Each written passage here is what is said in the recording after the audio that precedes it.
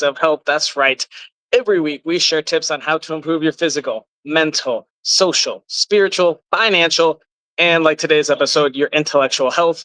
Today, we're focusing on how to improve your intellectual health by trying new things. If you have never seen Millionaires Are Made, this is the show built on the fundamental belief that every person you meet knows something you don't, and that there's something to be learned from everyone in this big, beautiful world. Today, we are shooting from the Dominican Republic, a little on tour here.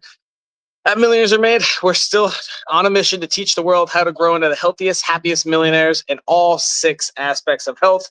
And we believe that it's easier to teach a man how to fish, and we are here to teach the world how to catch their ultimate self. So we went out and got 3 awesome guests to give you 3 awesome tips on how to improve your intellectual health by trying new things. And in the spirit of authenticity, we don't talk about tips or advice beforehand. So when the guests come on and tell you their piece of advice, it's going to be the first time we hear it as well. Going to be an exciting show. Have a couple new guests, and we have some returners. Audience, this is an interactive show, so please don't forget to leave comments, ask questions. We do ask them live on air for you, so our guests can get you that way. Real quick, we'll shout out a couple of our followers, because in this day and age, that's what drives this entire show. So thank you so much on Facebook, Danny, Instagram, Ryan Strickland, TikTok, Maria Gonzalez, and YouTube, the Total Freedom Network. Thank you guys so much. If you want to be a guest on our show, we're going to drop that link right now. We love guests so much. We need more and more and more. Everyone in the world at some point needs to be a guest on our show. So if you haven't yet, please sign up now. And maybe you're going through something a little tough. Maybe you're spiritually lost. Maybe you're financially broke. If you have a topic that you want us to go out, we will find 3 guests to give you 3 pieces of advice to hopefully get you through that rut in life. All right, a couple last things before we get the show on the road. We do free growth consultations. I love helping and talking. We'll drop that link right now. Sign up. Let's talk, hang out. I'll share all the knowledge I have with you. It's completely free. I just love to help and watch you grow. Merchandise. If you love our show, which obviously everyone does, feel free to grab a shirt or a hat and go rep it all around the world. And the last thing before we go to our first guest is going to be our sponsors. This show is brought to you by Brian Wright. If you want to get your brand in front of high-level entrepreneurs and personal growth leaders, reach out to Brian at the Ultimate Achievers magazine. This guy's amazing at getting you published, helping you publish your first book or second book or third book. He hosts a magazine and an awesome podcast, a great guy to get involved with. Our next sponsor is Sarah Jones, who lived a life of debt in a crappy marriage and at some point had enough, revamped everything, and now lives super happy with her husband, traveling the U.S. in a 80-foot RV combo. And now they teach how to build fundamental financial health and how to keep up with the Joneses. Our next sponsor is BizBuy, right? A matchmaking service for people who love buying and selling businesses. They find cash flowing businesses, vet them with AI wizardry, and connect buyers and sellers faster than you can say due diligence. Go check BizBuy right now. And our last sponsor for this episode is Francine Julin, who is a veteran turned into an author and inspires families to explore mindfulness together. Her book, her podcast, and her book spark confidence, calm, and connection for kids and parents alike. Go check out Francine and say hello. And without further ado, that brings us to our first guest, our beautiful friend, Jeremy. Jeremy, can you tell us, who are you? Hello, ladies and gentlemen. Jeremy, lead like a king, founder, men's consultant. If you got problems, I got solutions, like a ladder to climb on the roof versus a chair, hoping and praying. Oh, Jeremy, I love when you're on. Thank you for coming back as well. Absolutely. Important question for you. If I wanted to improve my intellectual health with trying new things, what tiny piece of advice would you give me? Yeah, do something that makes you feel incompetent. Ooh, okay. Why? Because, right, there's a great quote from Picasso. He says, I'm always doing impossible things. That's how I get to do them.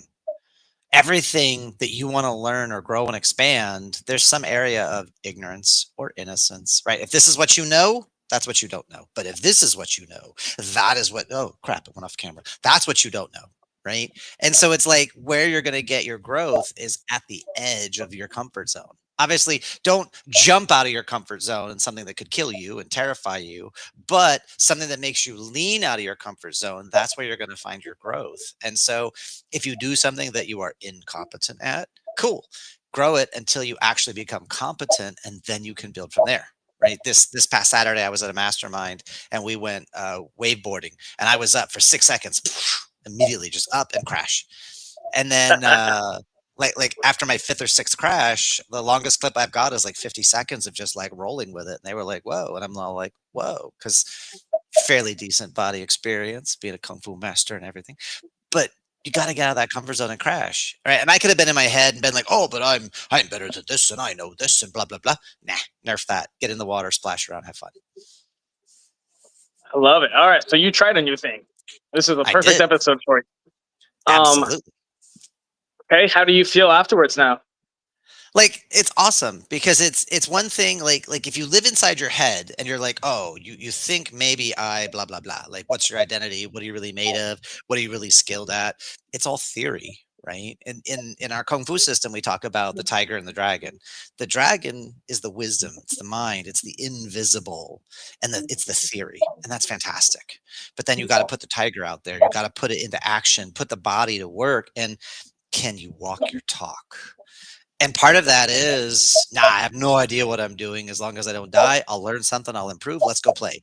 And that willingness to engage, right? You watch people as they get older, they get more and more stiff and more rigid. There's a falling safely class that I teach. I put it online because my mom fell and smashed her head and had a traumatic brain injury and 2 years of her life and $500,000 in physical therapy and blah, blah, blah. So I created Jesus. I created a workshop on here's how to fall safely. And then I taught it to people up to 94 years old. And what was really interesting is when the mind starts to get stuck, the body gets stuck. And if you can stay relaxed and Fascinating. supple and keep your joints moving, right? Then when you start to fall, you catch your balance. But I asked the audience, like, how many of you practice losing your balance and recovering it? None. How many of you sit on the floor and play with your grandkids? Almost none. Well, does it make sense if you fall? You're going a place you're not used to. You're going to resist and straighten your arms, and hard, crunchy, pokey stuff when it hits the ground breaks. But if we're relaxed, y- and that's really for me, that mental piece is like the body becomes a playground of the mind. If you want your mind to grow, throw your body into the experience and learn, do something. And it was the coolest thing because I'm like, I don't know. We'll see how I do on this because I have no concept. 6 seconds. I was up. I didn't get fully stood up. The board shot out from underneath me, hit the ground, and I was laughing. And because of my falling safely, I like did some really cool crashes. And like I had everybody on the boat laughing because like I was doing a flip off the board and I did like a dead thing and like my whole body hit and they were like, oh my God, are you okay? And I'm like giggling in the water. I'm like, no, I'm fine. I know how to fall. It's Uh, cool. how many times did it take you to get up before you finally had some sort of success? It was the second time. Oh, That first oh, one though okay. was such a All learning right, curve because it Jeremy. was like Thank you. your weight's too well. I had God. expert. No, well, two things. One, I had expert coaching, and I listened to my coach. And number two, the day before, they Ooh. got an 86-year-old up on the board. So if he can do it at 86, I can do it at 50. Let's go. Okay, perfect. All right, Jeremy. Where did you learn this advice in your life journey? Really, it was kung fu, right? Because I was angry as a teenager, and I lived in my head, and I was super judgmental and super angry. And then I went into Ming's martial arts, started studying Shaolin Wing Chun. And it's really hard to be intellectually dominant when you've got a room full of people that could just kick your butt and not even breathe. Like they don't even notice they kicked your butt. And it was like that's massively humbling and really exciting because like look at how much room there is to grow. And if they can do it, I'm not a dumb guy. I could probably figure it out. And that's what helped me to grow and mature and actually like get out of that ego and that defensiveness and that fear. So yeah, I learned this like 30 years ago. Nice. Awesome, Jeremy. We're going to move on to our next guest and bring out Marie. Thank you for your insight. We'll see you later on in the show. So next up, we've got Marie. Marie, tell us, who are you? I am a recovering civil rights lawyer. Actually, I'm a yoga teacher and certified life coach. I was one of those civil rights attorneys who was not very good at taking care of myself and was falling apart. And my dear husband pointed that out to me one day. So I started doing just Yeah, he How did. did he He point was that out? he was very gentle, Austin. He said, we have these great plans for retirement, and I'd like to play with you when we get older. But if you keep going at this rate, we're going to go from doctor to doctor to doctor.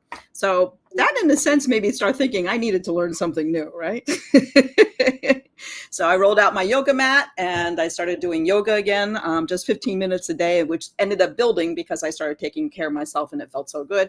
And meditation for 5 minutes, and my blood pressure went down, my weight went down. I was a better partner. He will verify that. I was a better lawyer because I was more creative. Bring him on. Where is he? Bring him on.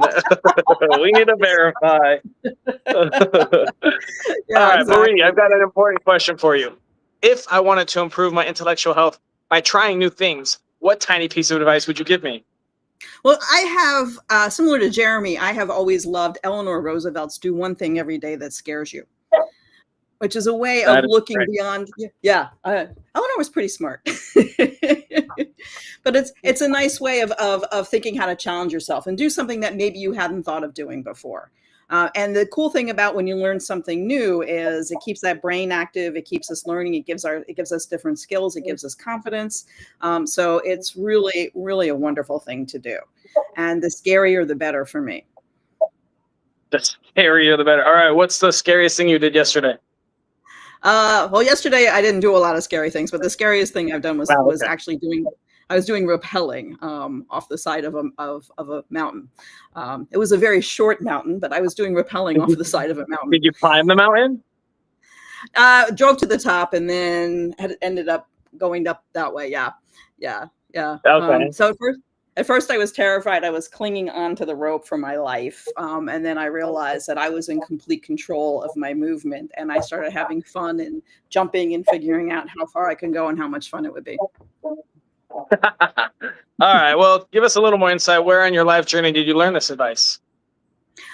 I've been thinking about that question because it's something I've been doing for a while and knowing. And I think actually when I was a lawyer and practicing, was terrified of getting into the courtroom and having a trial and looking at a jury and looking at a judge.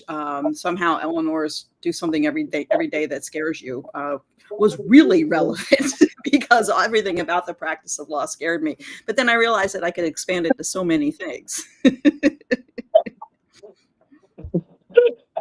Everything about law scared me, so I'm going to be a lawyer. Awesome. Right. Thank you so much, Marie. We're going to move on to our next guest, and we'll talk to you a little bit later in the show. Next up, we have Max. Max, can you tell me, who are you? Yes, I am Max Ivy, known as the Blind Blogger, former carnival owner and equipment broker, and now an expert on digital accessibility, advocating for the positive benefits to help business owners and organization leaders to embrace accessibility and inclusion because it's in their best interest. All right, fascinating. Well, let me ask you an important question. If I wanted to improve my intellectual health by trying new things, what piece of advice would you give me? Uh, I think I'm going to go with, if you can get to the place where you don't think you have a choice, then trying that new thing becomes a lot easier. It's still going to be scary, as lots of people use that quote. Courage isn't the lack of fear; it's being afraid and doing things anyway. But the truth is, if you can get to the point where you feel like this is an imperative, something that you have to do, that there is no choice based on who you are or what you're doing or where you want to be as a person. And sometimes that's physical, but I often find it also applies to things that I've done in my career or things I've seen other people do. Fascinating. Well, where in your life journey did you learn this information?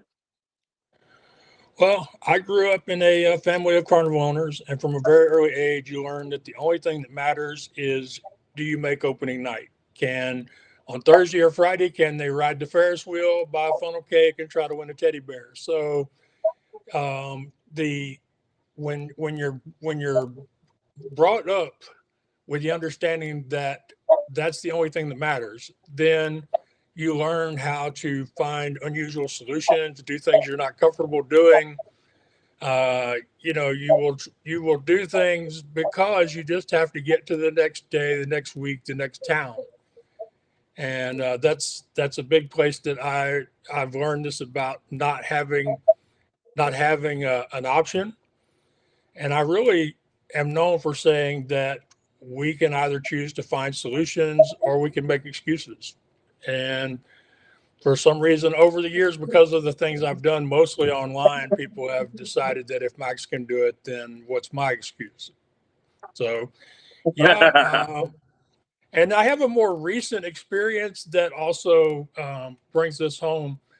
In Tell junior us. high school, yeah, in junior high school, I lost a lot of my vision. I was also my voice was changing, and people made fun of my singing voice, so I stopped singing. And for years, I only Oh, sang if I was sure somebody couldn't hear me.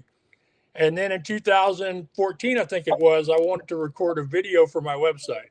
I didn't know I was recording a podcast or a vlog. I just wanted to record a video to try to help somebody sell a piece of amusement equipment. And I needed an intro. And I thought, well, I used to enjoy singing. I'm still scared to sing, but I need an intro. I don't have the money to hire somebody, I don't have the skills. So I decided just to sing on the intro. I did a little bit of Nat King Cole's A Christmas Carol because I'd given myself a goal to do it by the end of the year. And the funny thing was, people actually told me they liked hearing me sing. They encouraged me to do more of it. good. I started recording covers of myself. I started singing on my podcast and when I do public speaking. So it became part of my brand. Something that used to scare me is now a part of who I am as an entrepreneur. And then a couple of years ago, I even started writing some of my own songs and recording myself singing them a cappella. And there again, I I would love to record with musicians. I'd love to be able to make the computer sound like a band, but I can't. So, do things now so they'll help as many people as possible as opposed to putting them off and waiting till things get better.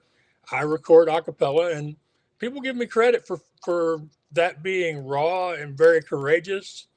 So Yeah, who knows? Singing with absolutely. a band may be overrated. I don't know, but I've gone from being afraid. I've gone from being afraid to sing in public to being a singing speaker and podcaster because I didn't feel like I had a choice, and I faced a long-standing fear, and it turned out in a good way. So you said you sing and speak, like you speak, you Yes. lecture in events. Okay, Yeah. that's Yeah. fascinating. So you like Yes. sing, So have a message, do a little singing, have a little message. I usually sing at the beginning and the end. Okay, Every so often, I'll do a talk where I sprinkle it throughout the talk. Like I have a talk called "Life is a River: Overcoming Adversity by Continuing to Move Forward." And I'll start that off with some Garth, and I'll finish it with some Garth, and in the middle, I'll sing some of my own stuff. fascinating, Max. After the show, I have someone I want to connect you with that also does that. So maybe you guys can sing and do a duet or something. I'm not sure. Or maybe we can organize an event and cross promote and stuff. So, would love the introduction, sir. Awesome. All right. Well, we're gonna bring everyone else out and do a round robin here. We'll bring Marie back out and bring Jeremy back out, and we will start off with Jeremy. Can you quickly refresh what your tip was for us? Yeah, do something that gets you out of your comfort zone. Do something that makes you feel incompetent every day. Marie, what are your thoughts on Jeremy's tip? I think it's a great way of approaching it because if you are outside of your comfort zone, that's where you learn the best. So it's a way of challenging yourself and truly making a difference in your life. Max, what are your thoughts on Jeremy's tip?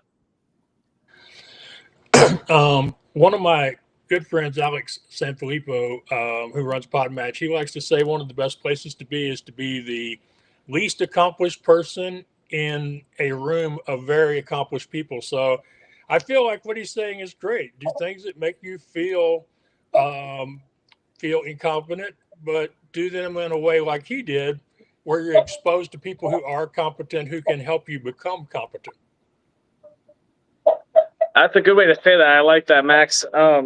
Yeah, you always want to be whatever you're into at that moment, whether it's your spiritual health, intellectual, whatever, trying to be with much more accomplished people. All right, we got a question from the audience here. We're going to ask. You guys can. We'll give all of you time to answer it. How do you know when you're expanding your intellect versus just staying busy with novelty? What a great question.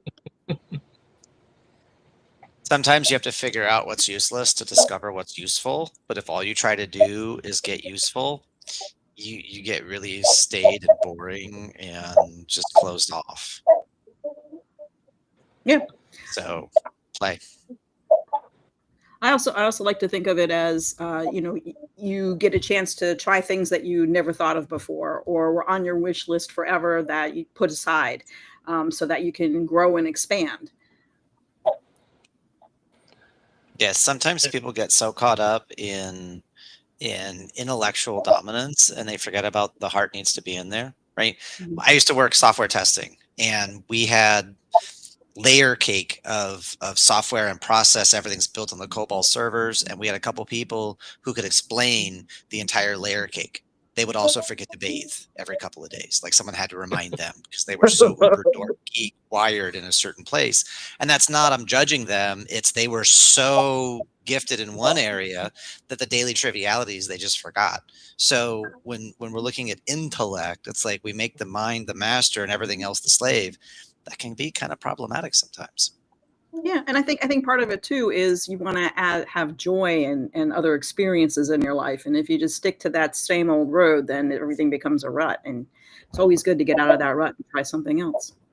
What Right. is a grave? A grave is just a rut with the ends knocked off, or a Hmm. rut's just a grave with the ends knocked off. It's like, oh shit, I got to do something different.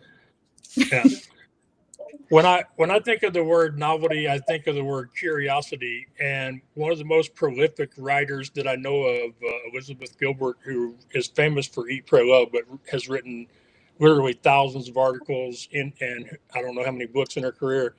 And she likes to say that curiosity will carry you through when passion deserts you. And as her example, when she was having trouble writing the next book, she decided to become interested in gardening, and her interest in gardening turned into a 3-book series on how plants from around the world influence our backyards and stuff. So I would say the real question you have to ask yourself do you need this new thing to be part of your business, part of your life as a full-time thing, or does it have value as a distraction, as something that helps build your energy levels up while you continue to do the things that you know are important to your health and also important to your professional advancement?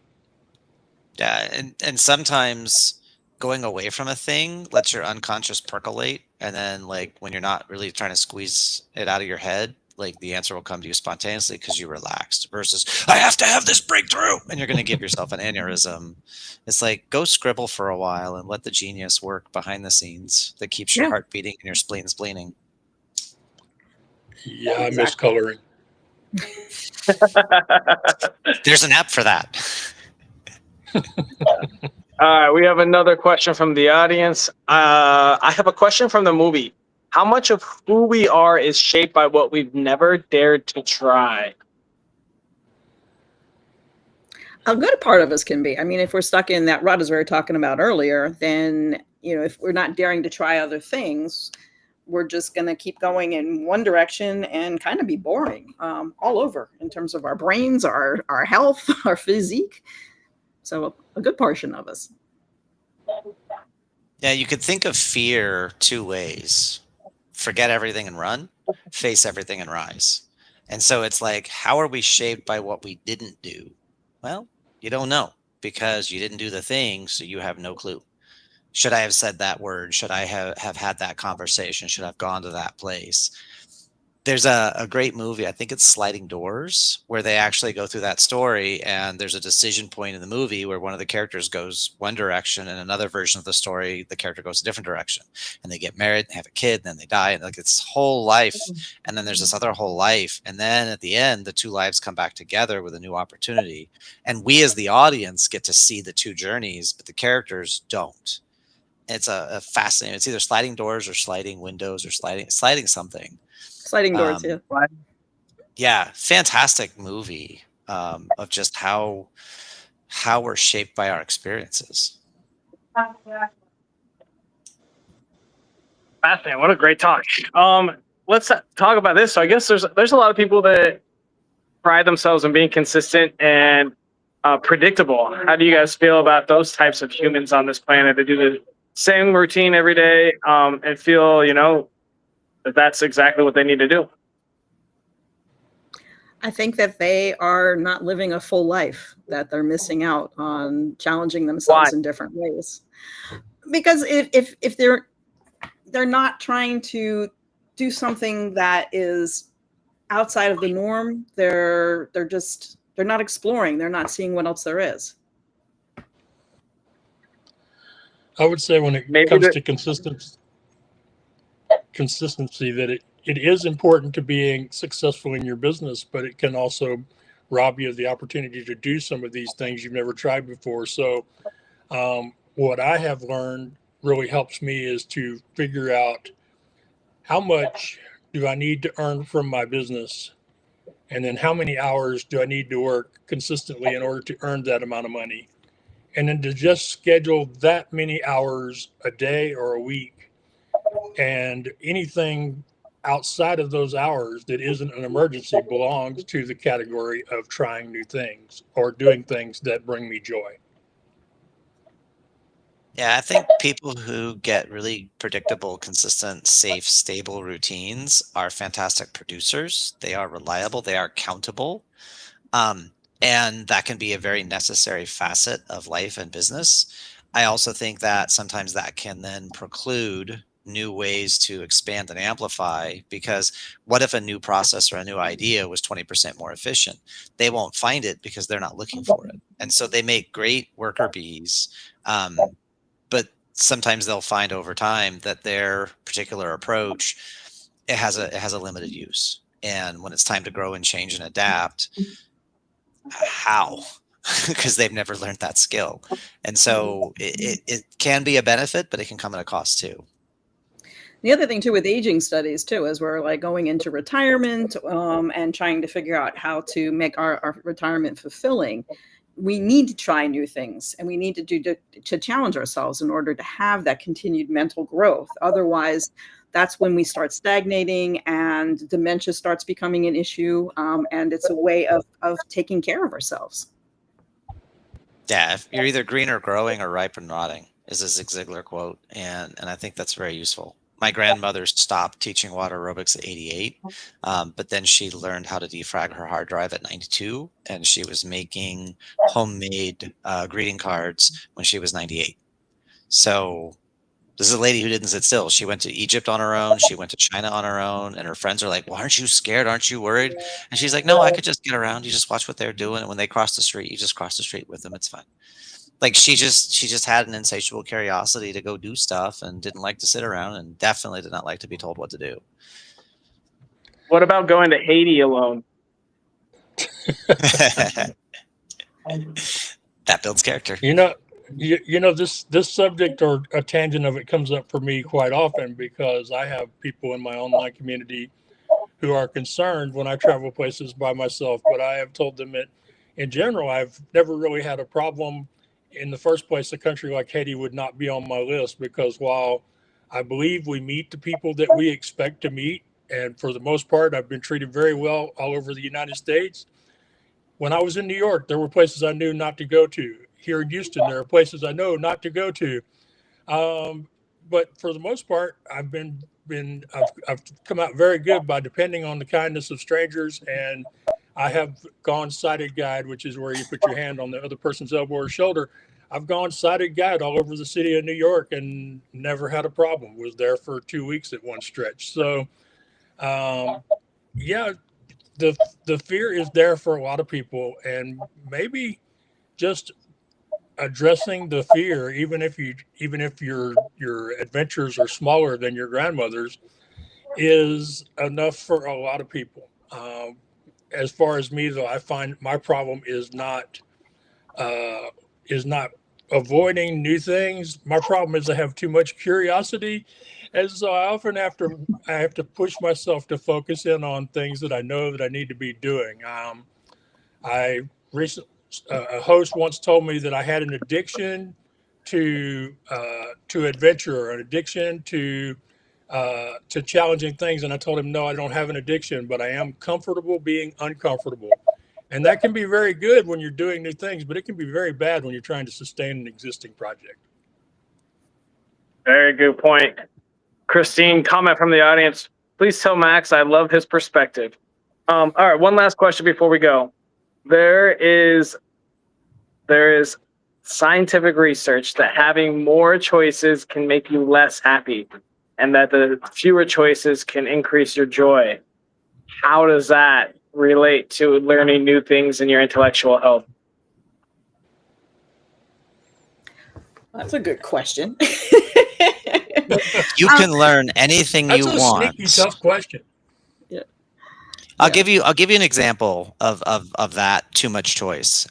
Military family, we lived in Turkey and Saudi, and when we came back to the US, my mom went to the grocery store to get groceries, and she walked in and there were 22 different varieties of peanut butter, and she had a meltdown and left because she could not compute like what is the best one to get for my family, and I have to look at like all of them and the nutrition and the when we were overseas, and this was back in the 70s and 80s, there was two peanut butters, creamy and crunchy, done. So you just pick creamy, crunchy, move on. And so some of that decision fatigue, like when I was a kid, you can be anything you want. What's the thing you want to be when you grow up? And it's like, why do I have to pick one thing? Right? I've been an author, I've been a kung fu master, I'm a hypnotherapist, I'm a soldier, I'm a factory worker, I'm self-employed, I'm an author, I'm a speaker. Like, why does it have to be just one thing? And it's, well, you can't be everything. Well, how do we know until we try? Like, you can't be everything. You can speak for yourself, but don't speak for me, right? And that was me at 7, 8 years old. So I kept my mouth shut a lot at school. But three choices. One choice is not a choice, it's a demand.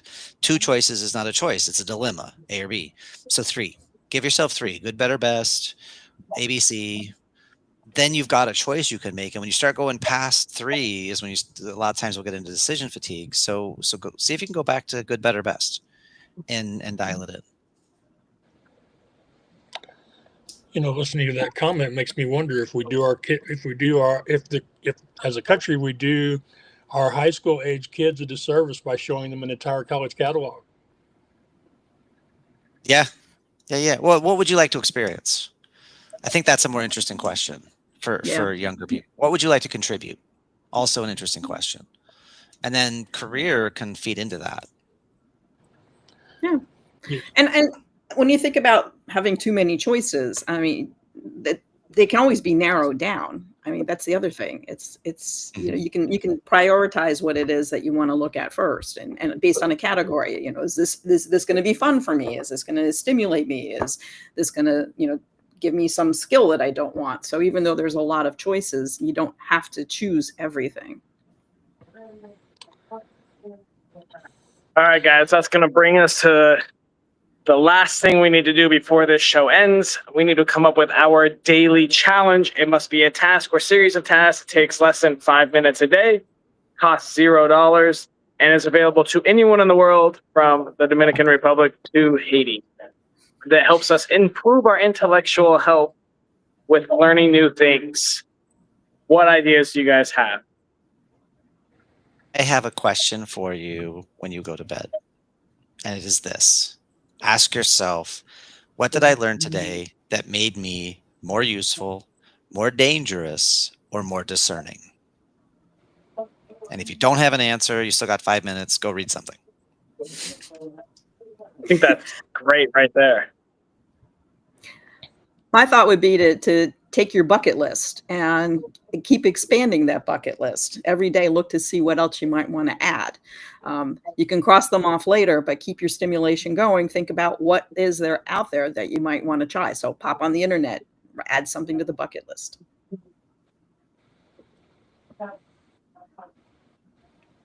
Max, how do you like those for a daily challenge? I think they're good. I think they're good. I personally I personally would ask people to get out a piece of paper and a pen and make a list of, starting with at least one thing, person, or event that happened in the day that were positive. Find at least one thing you can be grateful for as far as taking a small step in the past or even a big past accomplishment.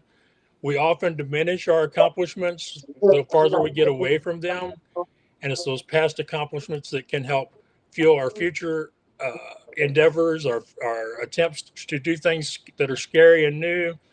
And I actually like to say that a vision board is not as effective as it can be without a gratitude border. So if you've got a bucket list, what have you already checked off? Or maybe what part of one of those things have you already checked off? Because quite often things on our bucket list are big things. They take a lot of little things before they become a reality. So I would say do some sort of a gratitude exercise based on things you've tried in the past, things you came through in the past, and then use that as fuel for the things you have in mind for your future. I love it. All right, guys. Well, thank you so much. We're going to set you guys backstage and wrap it up. We got our daily challenge, and this episode is over. And thank you, audience, so much for watching. Learned a lot about learning into how to improve your intellectual health by learning new things. Learned a lot about fears and overcoming them. And we have our daily challenge. Think of something that you learned today or yesterday. If you're going to do the challenge, maybe in the morning, maybe you think about yesterday. What did I learn today that made me more useful, more dangerous, or more discerning? If nothing, go spend the rest of your 5 minutes learning something. Add one thing to your bucket list or check one thing off your bucket list, and then write down something that you accomplished today.